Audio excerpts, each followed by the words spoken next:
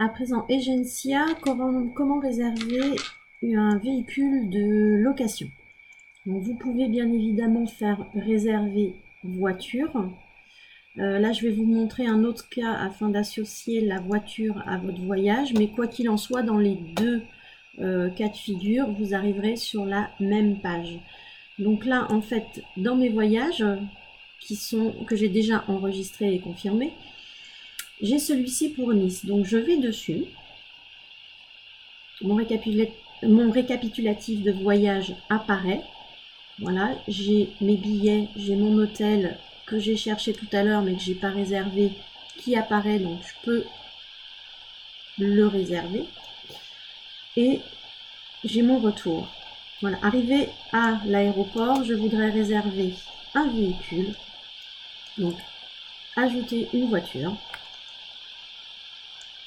Lieu de prise en charge. Donc, Nice. Vous voyez, on a plusieurs options. Donc là, je mets Nice aéroport. C'était donc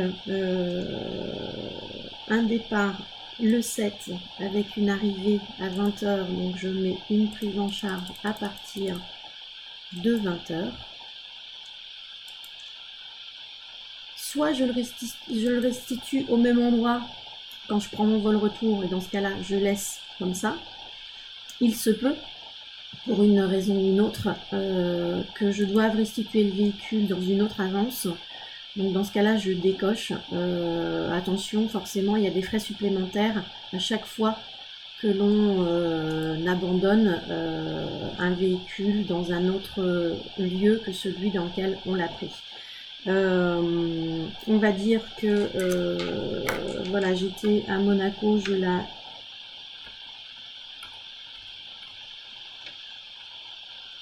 Monaco. Le lendemain, parce que j'en ai juste eu besoin pour aller à Monaco, le lendemain à partir de 9h à la réouverture de l'agence. Donc le système est en train de rechercher les tarifs disponibles.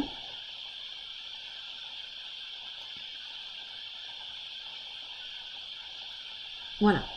Donc là, on a la demande qui apparaît. On a tous les filtres possibles. Là, je sais que je ne vais pas avoir énormément de kilomètres à faire. Nice, Monaco, on n'a pas 500 km, donc je peux décocher en illimité. Personnellement, j'ai un souci, donc je suis obligée d'avoir une boîte automatique, ça c'est reconnu, donc je décoche ou je laisse cocher, peu importe. Je décoche pour histoire d'avoir moins de choix de véhicules à faire. Je suis toute seule, j'ai donc pas beaucoup de kilomètres à faire. Je peux prendre un milieu de gamme, il n'y a pas de souci.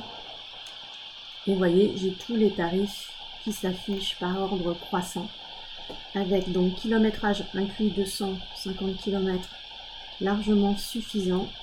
J'ai le tarif négocié, nous en tout cas avec Hertz, qui apparaît. J'ai le lieu de prise en charge.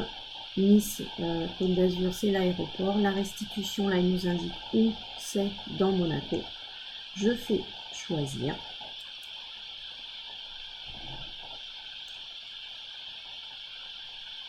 Voilà, le système prend en compte ma demande. Je vais avoir la page récapitulative qui vient s'afficher. Voilà. Prise en charge à 20h. Retour du véhicule. Voilà. Commentaire à l'agence. Par exemple, si vous rendez un véhicule le week-end et que l'agence est fermée, vous dites, parce que c'est souvent le cas, je la dépose au guichet de la gare SNCF, parce qu'ils ont souvent des accords. Vous voyez, là, on a un petit truc indicatif. On peut noter notre numéro de vol. Là, j'étais sur le vol AF6224, donc je le mentionne. Ce qui permet à l'agence d'avoir les informations, notamment lorsque le vol a du retard, de pouvoir garder le véhicule. En option, vous avez le système de navigation. Alors attention, parce que souvent c'est assez cher. Ça peut monter jusqu'à 40 € par jour. Donc bon, si vous pouvez utiliser votre téléphone portable.